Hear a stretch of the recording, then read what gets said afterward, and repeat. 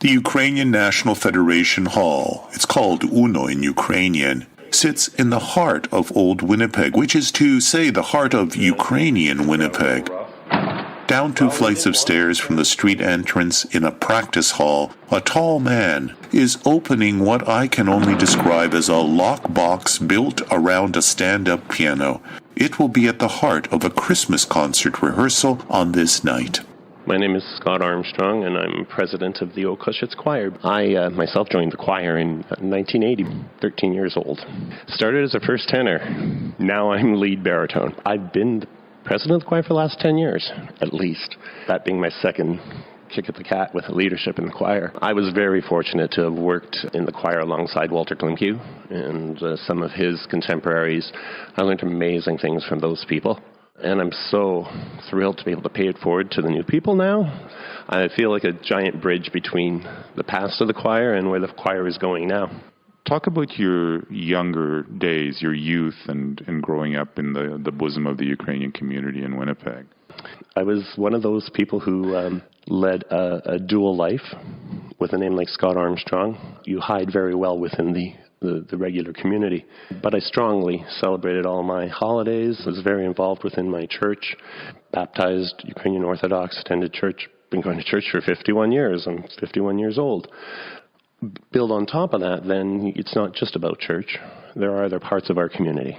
And that's when I was fortunate to, in the 1970s, I saw my mother and my aunt singing with the Okhushets Choir. And my aunt did an amazing solo with the Winnipeg Symphony. And at that moment, I just said, I'm joining. Also very strong musical background, did pipe organ primarily, always involved in music, and those were my loves. Was there ever any doubt that you were good enough to join this choir? You know, no, because this is not one of those kind of choirs. This is a choir that loves, people who love to sing Ukrainian. We are fortunate that we have some voices that are better and some that aren't, but it doesn't matter. Our choir is about community singing, as much as some people may feel otherwise. I've never felt that intimidation.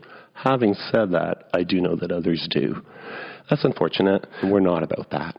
Tell me about Walter Klimke and his legacy.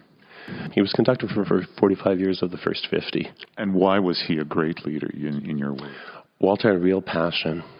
Walter's love for the music, his desire was something within him that none of us could duplicate. He led the choir through amazing times. They started as a youth choir. They developed into a regular adult choir.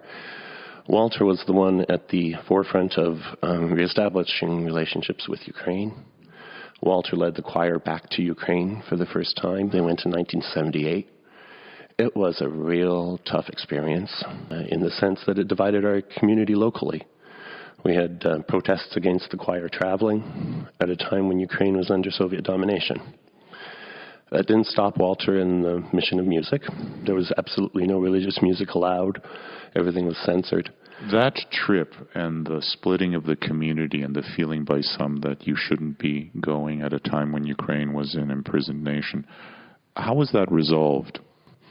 I think time helped resolve what was happening and what the mission was, and that the world wasn't as evil a place, and it was okay to share music at a time when we couldn't share anything else. I was fortunate to travel back with them to Ukraine. I believe it was 1983 was the next time they traveled. It was still a scary time. There was censorship as well. It didn't stop us. A couple of times we got away with doing things that we shouldn't have. By the time we went back in 90 and 93, the world had really changed. I drag us forward to 93 because in 93 when we attended, there was a young music student, Miroslava Patches, who had to attend our concert as part of her training at the Vail State Music Academy there. It's now all these years later, and isn't it amazing? She's now our conductor. So we met her when she was a student in Ukraine. When she left Ukraine, she had no idea that she would ever conduct music again. You know, it was her passion. She was an amazing conductor there. And to land in our lap, having seen us in her, you know, where we were performing in Ukraine, amazing. You know, there's either a God or lots of karma going on out there.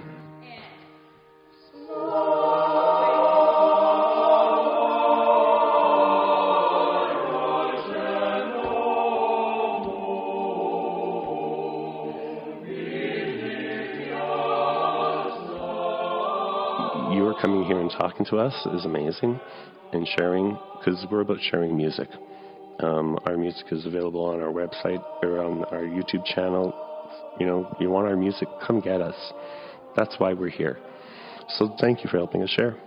Spell Koshitz for me. Koshetz. Koshetz. Thank you very much. Pleasure. Take care. Thank you.